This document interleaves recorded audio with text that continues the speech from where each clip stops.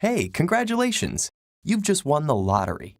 Only the prize isn't cash or a luxury cruise. It's a position in your country's national legislature. And you aren't the only lucky winner. All of your fellow lawmakers were chosen in the same way. This might strike you as a strange way to run a government, let alone a democracy. Elections are the epitome of democracy, right?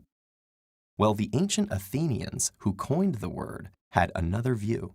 In fact, elections only played a small role in Athenian democracy, with most offices filled by random lottery from a pool of citizen volunteers. Unlike the representative democracies common today, where voters elect leaders to make laws and decisions on their behalf, 5th century BC Athens was a direct democracy that encouraged wide participation through the principle of ha boulamenos, or anyone who wishes. This meant that any of its approximately 30,000 eligible citizens could attend the ecclesia, a general assembly meeting several times a month. In principle, any of the 6,000 or so who showed up at each session had the right to address their fellow citizens, propose a law, or bring a public lawsuit. Of course, a crowd of 6,000 people trying to speak at the same time would not have made for effective government.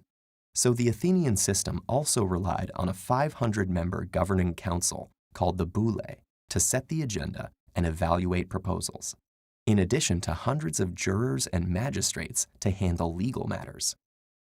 Rather than being elected or appointed, the people in these positions were chosen by lot.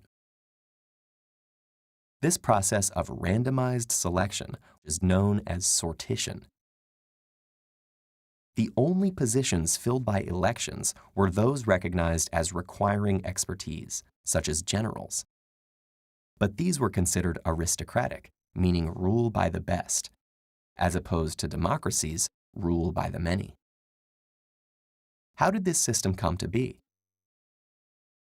Well, democracy arose in Athens after long periods of social and political tension, marked by conflict among nobles. Powers once restricted to elites, such as speaking in the assembly and having their votes counted, were expanded to ordinary citizens.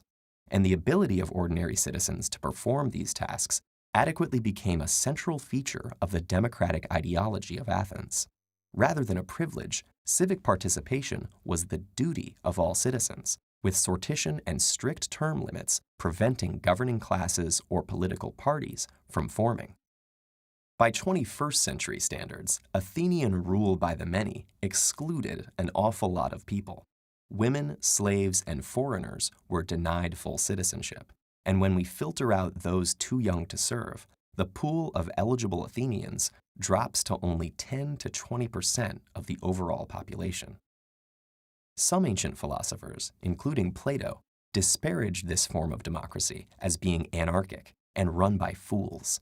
But today, the word has such positive associations that vastly different regimes claim to embody it. At the same time, some share Plato's skepticism about the wisdom of crowds. Many modern democracies reconcile this conflict by having citizens elect those they consider qualified to legislate on their behalf. But this poses its own problems, including the influence of wealth and the emergence of professional politicians with different interests than their constituents. Could reviving election by lottery lead to more effective government through a more diverse and representative group of legislators? Or does modern political office, like Athenian military command, require specialized knowledge and skills? You probably shouldn't hold your breath to win a spot in your country's government. But depending on where you live, you may still be selected to participate in a jury, a citizens' assembly, or a deliberative poll, all examples of how the democratic principle behind sortition still survives today.